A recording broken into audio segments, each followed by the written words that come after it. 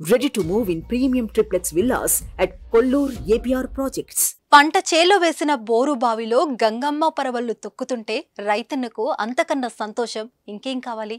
ఉరకలెత్తుతున్న గంగమ్మను చూసి అన్నదాత తన సంతోషాన్ని ఆపుకోలేక బసవన్న కాళ్ళకు మొక్కుతుంటే సాక్షాత్తు ఆ పరమశివుడే ప్రణమిల్లుతున్నట్లు ఉంటుంది. మాటల కందని ఈ దృశ్యాన్ని చూస్తే మీరు కూడా తరించిపోతారు. అదేంటో ఇప్పుడు చూడండి.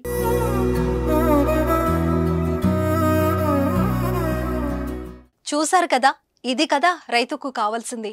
ఎన్నో బోర్లు వేసినా కానీ చుక్క నీరు పడని పరిస్థితిలో చివరిసారిగా ఆ నేల తల్లికి మొక్కి ఒక్క బోరు వేస్తే ఆ గంగమ్మ తల్లే సాక్షాత్తు ఆ రైతు చెంతకు వచ్చింది.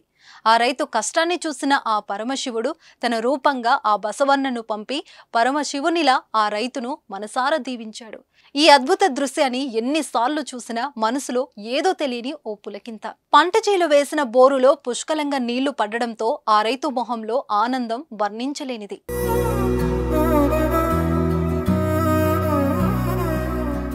ఆ పరమశివుడే బసవన్న రూపంలో అక్కడుండి నేల తల్లిని నమ్ముకున్న ఆ రైతన్న కోసం నింగిలో ఉన్న ఆ గంగమ్మ తల్లిని నేలపైకి పిలిస్తే పరమశివుని పిలుపు విన్న ఆ గంగమ్మ తల్లి ఉరకలేస్తూ రైతు కోసం ఇలా నేలపైకి వచ్చింది అన్నట్లుగా ఉంది కదా ఈ అద్భుత దృశ్యం.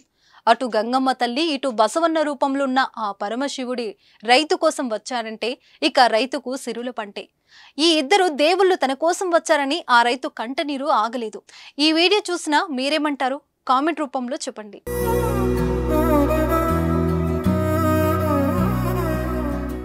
సుమన్ టీవీలో మీ పర్సనల్ అండ్ బిజినెస్ ప్రమోషన్స్ కోసం కింది నెంబర్కి కాంటాక్ట్ చేయండి.